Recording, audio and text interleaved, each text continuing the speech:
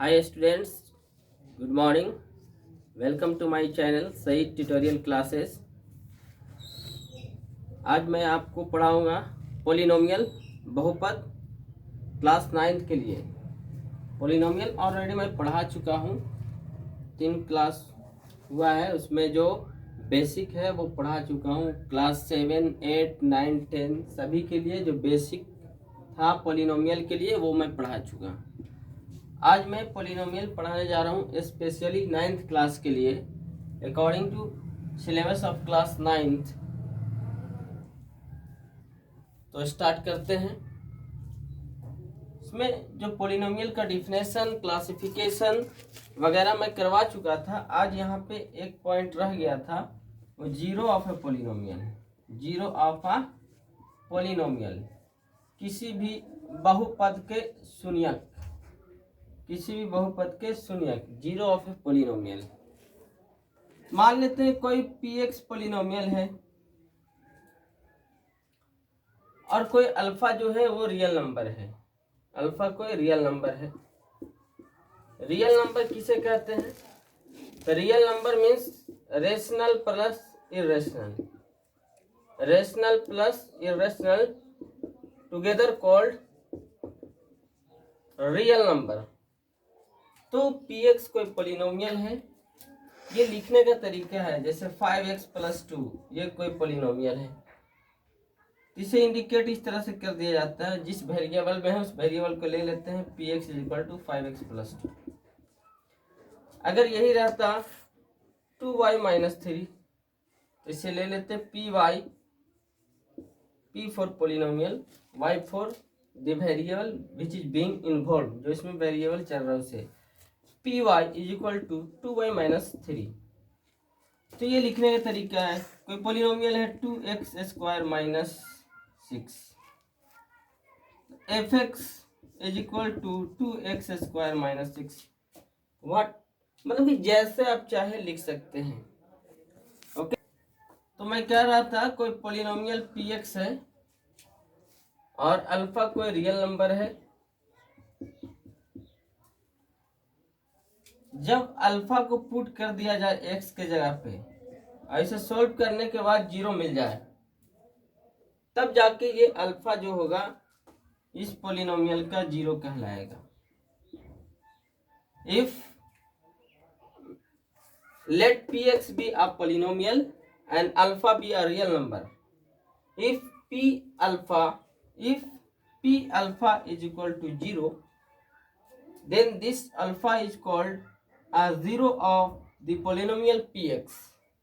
Definition इस तरह से देना है, let px be a polynomial and alpha be a real number, if p alpha is equal to 0, then this alpha is called a 0 of the polynomial px। Suppose ये px = कोई भी ये दिया हुआ, सपोज दैट ये polynomial 2x - 3 है। अब इस पोलिनोमियल का 0 निकालना है। तो इस पोलिनोमियल का 0 निकालना है। क्या इसका 0 होगा? तो किसी भी पोलिनोमियल का अगर 0 निकालना है तो उसे क्या करेंगे, जो दिया हुआ है उसको 0 बराबर रख के सोल्व कर लेंगे। तो ये हो जाएगा 2x = +3, x = 3/2। यानी कि जब आप x के जगह अगर 3/2 रख देंगे और सोल्व कर लेंगे, 2 × 3/2 - 3, तो ये हो जाएगा आपका 2 से 2 कट जाएगा, 3 - 3 यानी कि 0। यानी कि अगर कोई भी पोलिनोमियल, कोई भी बहुपद अगर दिया हुआ है, उसके वेरिएबल के जगह पे जो हम वैल्यू रख देते हैं और रखने के बाद अगर सोल्व करने के बाद 0 आ जाए, 0 आ जाए, तब वो वैल्यू जो होगा इस पोलिनोमियल का 0 कहलाएगा। देख सकते हैं आप, पोलिनोमियल यही है आपका px = 2x - 3। इसका 0 निकालना है। क्या निकालना है? Zero, zero of a polynomial. किसी भी पॉलिनोमियल का जीरो निकालना है तो इस पॉलिनोमियल के बराबर जीरो रख के सोल्व कर ले, उसका उस पॉलिनोमियल का जीरो मिल जाएगा। जैसे इस पॉलिनोमियल का जीरो क्या हो गया? 3/2। क्या 3/2 इस पॉलिनोमियल का जीरो है? तो चेक करते हैं। कोई भी ऐसा वैल्यू जिसको वेरिएबल के जगह पे रख दिया जाए और रखने के बाद अगर सोल्व कर लिया जाए और सोल्व करने के बाद अगर ओवरऑल जीरो आंसर दे देता है तो हम कहेंगे yes 3/2 is a zero of this polynomial. That value of the variable which when put in place of it then the overall answer is zero, then this value of the variable is known as zero of the given polynomial. यानी कि इस तरह से समझना है, इस तरह से समझ लेना है कि मतलब कि किसी भी पॉलिनोमियल का जीरो क्या होता है। तो किसी भी पॉलिनोमियल का जीरो उस वैल्यू के कहते हैं जिसे वेरिएबल के जगह पे रख दिया जाए और रखने के बाद अगर सोल्व करते हैं और ओवरऑल आंसर जीरो आ जाता है सोल्व करने के बाद, तो वह वैल्यू जो रख रहे थे आप वेरिएबल के जगह पे, वही वैल्यू इस पॉलिनोमियल का जीरो हो जाएगा। एक और पॉलिनोमियल लेते हैं। Suppose px is equal to x minus 5। x के जगह ऐसा क्या रख दिया जाए जो सॉल्व करने के बाद जीरो मिल जाए। तो मान लेते हैं x के जगह हम रख देते हैं सपोज दैट 5। x के जगह 5 रख दिया, माइनस 5 क्या मिल गया? जीरो। यानी कि वेरिएबल के जगह पे जो चीज हम रख रहे हैं और सोल्व करने के बाद अगर जीरो आंसर आ जाता है तो वही वैल्यू इस पूरे पॉलिनोमियल का जीरो कहला जाएगा। जैसे इस पॉलिनोमियल का जीरो क्या हो गया? 5 हो गया। ओके, तो पहला सवाल जो आता है वो पॉलिनोमियल के डिफिनेशन से आता है। अच्छा, बहुत से लोग कमेंट किए थे और फोन भी किए थे कि सर मुझे पॉलिनोमियल का डिफिनेशन नहीं आया समझ में, तो मैं फिर से समझा दे रहा हूँ। पॉलिनोमियल कहने का मतलब ये है जैसे 2x³ plus 3x² minus 5x plus 2। यानी पॉलिनोमियल आपको चेक करना है तो पहला कंडीशन ये कि वो अलजेब्रिक एक्सप्रेशन होना चाहिए। अलजेब्रिक एक्सप्रेशन कौन होता है? जिसमें कांस्टेंट और वेरिएबल का कॉम्बिनेशन होता है। तो यहाँ पे कांस्टेंट और वेरिएबल दोनों दिख रहा है तो हम कह सकते हैं अलजेब्रिक एक्सप्रेशन है। क्या वो अलजेब्रिक एक्सप्रेशन पॉलिनोमियल है या नहीं है वो चेक करना है। तो उसके लिए आप क्या कर सकते हैं, मतलब पॉलिनोमियल को चेक करने के लिए आपको मेनली फोकस करना होगा वेरिएबल के पावर के ऊपर। वेरिएबल के पावर के ऊपर, वेरिएबल का पावर जो होना चाहिए वो नॉन नेगेटिव इंटीजर होना चाहिए। Non negative integer, non negative integer, non negative integer कहने का मतलब जीरो से लेके बड़ा वाला कोई भी, लेके बड़ा कोई भी वैल्यू, और वो इंटीजर होना चाहिए। इंटीजर कहने का मतलब कि पूरा जो नंबर होता है वो इंटीजर होता है। इंटीजर का हिंदी होता है पूर्णांक। पूर्णांक यानी कि पूर्णांक का अगर संधि विच्छेद किया जाए तो पूर्ण जोड़ अंक, यानी ऐसा अंक जो अपने आप में पूरा हो। जैसे 5 अपने आप में पूरा है, कुछ कम नहीं रहा है। 6 अपने आप में पूरा है। -10 अपने आप में पूरा है। 100 अपने आप में पूरा है। लेकिन क्या 2.5 पूरा है? नहीं, ये डेसिमल में है।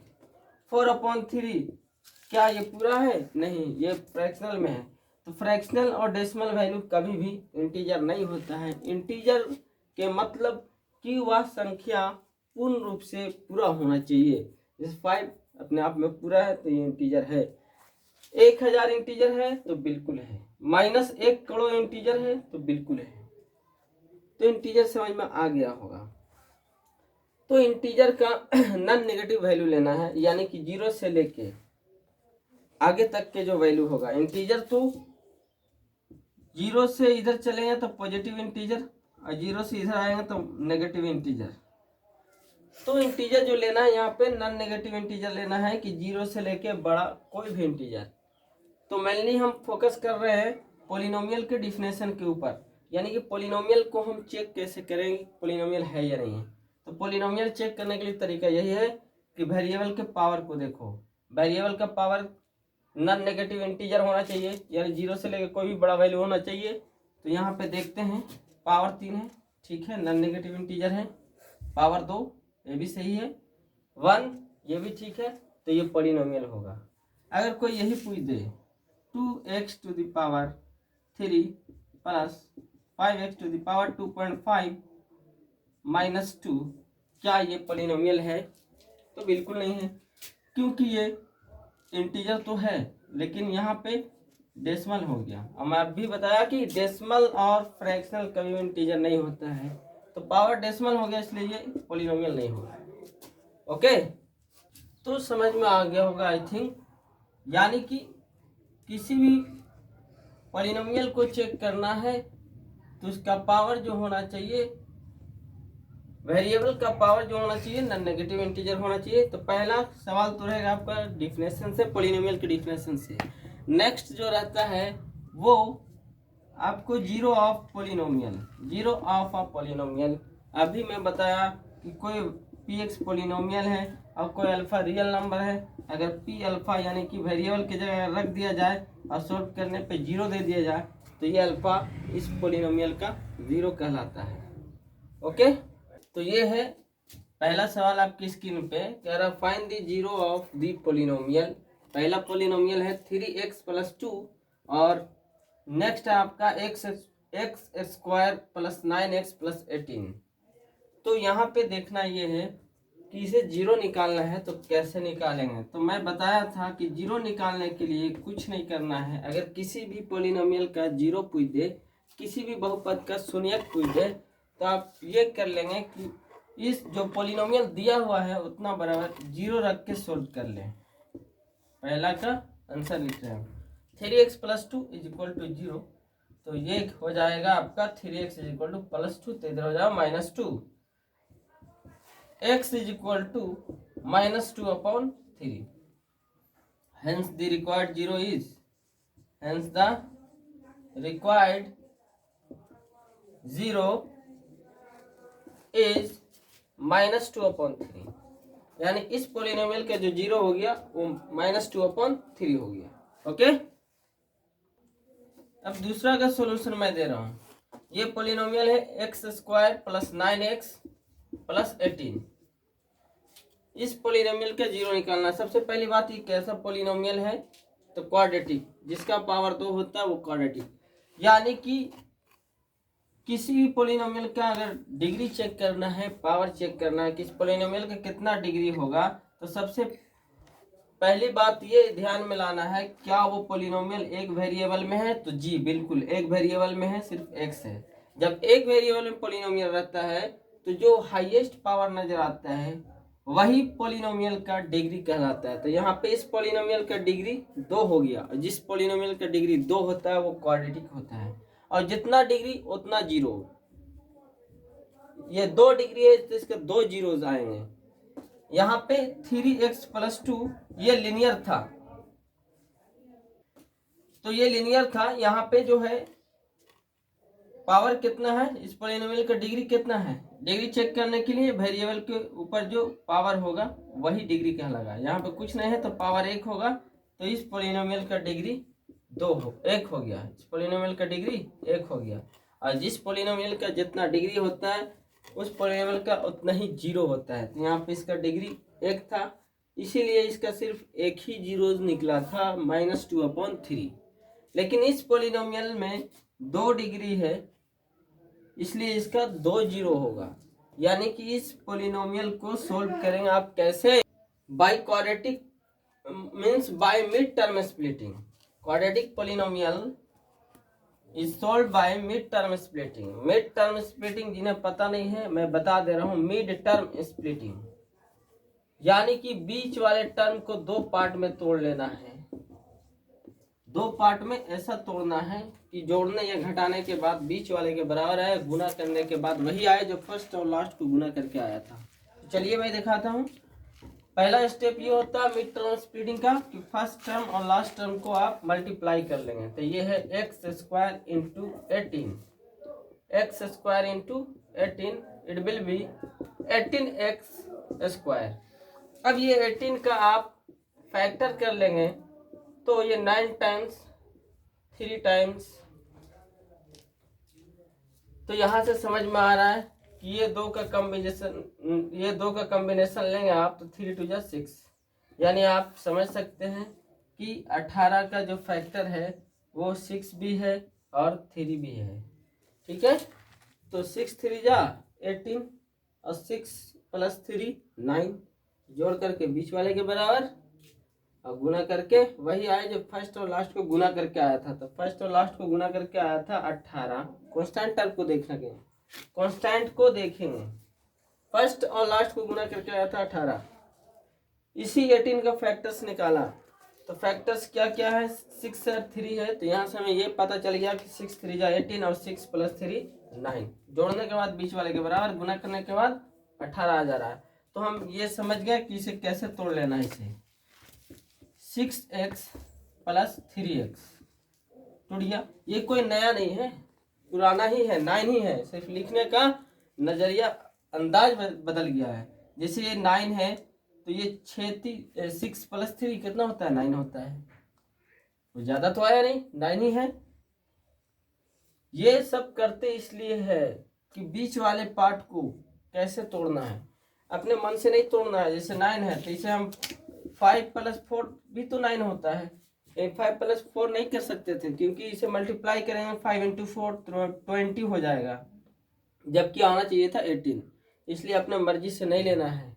मिड टर्म स्प्लिटिंग का यही प्रोसीजर होता है कि फर्स्ट टर्म और लास्ट टर्म को आप मल्टीप्लाई कर लें, कांस्टेंट टर्म का फैक्टर्स निकाल लें और जो फैक्टर्स आते हैं उन्हीं में से ऐसा जुगाड़ लगाना है कि गुना करने के बाद 18 आ जाए और जोड़ने के बाद 9 आ जाए। तो हमें पता चल गया 6 प्लस 3 9 एंड 6 3 जा 18। तो ये 9 को दो पार्ट में तोड़ लिया, 6x प्लस 3x, उसके बाद जो है वो लिख देंगे। तो ये देख रहे हैं आप 4 पार्ट में टूट गया। तो 2 2 एक साथ लेंगे, 2 2 एक साथ। ये दोनों में कॉमन क्या है, x यहाँ भी है, x यहाँ भी है, तो दोनों में कॉमन क्या है, x। ये x से x स्क्वायर को अगर डिवाइड करेंगे आप, कॉमन जो लिया जाता है उससे डिवाइड करेंगे तो x से x स्क्वायर को डिवाइड करेंगे। x स्क्वायर मतलब कि यहाँ पे 2 ठो है, यानी कि इसे ऐसे भी लिख सकते हैं x इंटू एक्स अपॉन एक x कट जाएगा, क्या बचेगा आपका, x बचेगा। तो इससे इसको अगर डिवाइड करते हैं तो x बच गया प्लस। नेक्स्ट है आपका 6x। अगर 6x को डिवाइड करना है इस x से तो ये तो कट जाएगा, क्या बच जाएगा, 6 प्लस 6 बच गया। अब ये दोनों में कॉमन क्या है, तो ये दोनों में कॉमन है 18 और 3 है। 3 के पहाड़ा में यानी 3 के टेबल में 18 आता है, यानी हम ये कह सकते हैं 3 6 जा 18। तो देख रहे हैं 18 में 3 जो है छुपा हुआ है, तो आप कह सकते हैं यहाँ भी 3 है और 18 में भी 3 है। तो दोनों में कॉमन क्या हो गया, जो साइन यहाँ पर है उस साइन में लिया करें, 3 कॉमन हो गया। अब वही कंडीशन है, जो कॉमन आया उससे डिवाइड करेंगे, 3x को डिवाइड करना है 3 से, कट गया, क्या बचा, x प्लस ये 18 को डिवाइड करना है 3 से, कई बार में 6 3 6 जा 18 6 प्लस 6। तो सही बन रहा है या गलत बन रहा है ये वाला पोर्शन बताएगा। ब्रैकेट के अंदर दोनों सेम आना चाहिए, अंदर सेम आना चाहिए। जब तक के सेम नहीं आएगा इसके मतलब कि आप कहीं पे गलत कर रहे हैं। तो इसे कर लेंगे, जो आया है ब्रैकेट में वो एक बार लिख लेंगे, x प्लस 6 इंटू जो बच गया x प्लस 3, ये हो ओके। तो ये है सॉल्यूशन। तो मिड टर्म स्प्लिटिंग से किसी भी क्वाड्रेटिक इक्वेशन को कैसे बनाया जाता है आप समझ चुके हैं। तो सवाल ये कह रहा था कि इस पॉलिनोमियल का जीरो निकालें। तो इस पॉलिनोमियल का जीरो निकालना है, जिस पॉलिनोमियल का जीरो निकालना रहे उतना बराबर जीरो रख के सोल्व कर लें आप। तो जीरो रख के आप सोल्व करेंगे। ये कैसा है, क्वाड्रेटिक है, मिड टर्म स्प्लिटिंग से इसे सोल्व कर लिया। तो आपको क्या मिला जी, x plus 6 into x plus 3 is equal to 0। तो यहाँ से आप कह सकते हैं therefore x plus 6 is equal to 0 और x plus 3 is equal to 0। अब बहुत से लोग कहें कि ऐसे कैसे लिख दिए सर, तो मैं आपको समझा देता हूँ कैसे लिख दिए। यह है x plus 6 into x plus 3 is equal to 0, यानी ये दोनों मल्टीप्लाई में है। तो अगर x प्लस 6 को इधर ही रखा जाए तो ये मल्टीप्लाई में इस साइड है तो बराबर के उस साइड जाएगा तो डिवाइड में चला जाएगा, यानी कि ये हो गया x plus 6 is equal to. अब किसी भी चीज़ से जीरो में डिवाइड करते हैं तो जीरो मिलता है। तो क्या x प्लस 6 के बराबर जीरो लिखना सही है, तो बिल्कुल सही है। नेक्स्ट है x प्लस 3 बराबर जीरो कैसा आ गया, तो अभी हम बताते हैं। x प्लस 3 को इधर ही रख लिया जाए। अब बताइए ये इसके साथ मल्टीप्लाई में है, मल्टीप्लिकेशन में है, तो इधर आएगा तो डिवीजन में चला जाएगा। तो x प्लस 6, तो यहाँ से क्या मिल गया आपको, इससे जीरो में डिवाइड करो जीरो मिलेगा। तो x प्लस 3 बराबर भी जीरो रख सकते हैं। ओके, तो मेन ये था। यहाँ से इसको आगे सॉल्व कर लेंगे आप। तो x इज इक्वल टू -6 और यहाँ से मिल जाएगा x इज इक्वल टू -3। अभी मैंने बताया कि अगर पॉलिनोमियल क्वाड्रेटिक है, यानी कि अगर पावर 2 है यानी डिग्री 2 है, तो इस पॉलिनोमियल का दो जीरोज होंगे। दो जीरोज आ गए, -6 एंड -3। तो ये था सॉल्यूशन। अगला सवाल है verify that -1/2 is a zero of the polynomial P Y is equal to 2y plus 1। आपको ये सिद्ध करना है, सिद्ध करें कि -1/2 जो इस पॉलिनोमियल का एक शून्यक है। तो सिद्ध करना है, प्रूफ करना है। कैसे करेंगे, तो मैंने अभी बताया था, याद रखें। px कोई पॉलिनोमियल है, अल्फा कोई रियल नंबर है, ये अल्फा है, रियल नंबर है, -1/2 एक रियल नंबर है। तो अल्फा अगर कोई रियल नंबर है, px कोई पॉलिनोमियल है, अगर ये अल्फा को यहाँ रख देते हैं और सॉल्व करने के बाद अगर आंसर 0 आ जाता है, तब हम कहते हैं कि ये अल्फा जो है इस पॉलिनोमियल का 0 हो गया। तो यहाँ पे वेरीफाई करना है। तो सॉल्यूशन कैसे करेंगे, अगर -2 को 0, -1/2 को अगर 0 दिखाना है इसे, तो सबसे पहली बात कि जो पॉलिनोमियल लिखा हुआ है उसे आप लिख लें और y की जगह इस नंबर को बैठा करके सोल्व कर लें। यानी कि जहां भी y नजर आ रहा है वहां -1/2 आप रख दें। तो ये हो जाएगा, 2 से 2 कट गया, -1 और +1, यानी कि देखें कि सोल्व करने के बाद क्या आ गया, 0 आ गया। वैसा ही वैल्यू जिसे वेरिएबल के जगह पे रख दिया जाए, सोल्व करने के बाद आंसर 0 हो जाए, तब ये वैल्यू इस पॉलिनोमियल का 0 कहलाएगा। 0 आ गया है, वेरीफाई करना था कि क्या ये वाला इसका 0 है। तो बिल्कुल -1/2 जो है इस पॉलिनोमियल का 0 है। तो लिख सकते हैं hence -1/2 is a 0 of P Y. Proof कर दिए।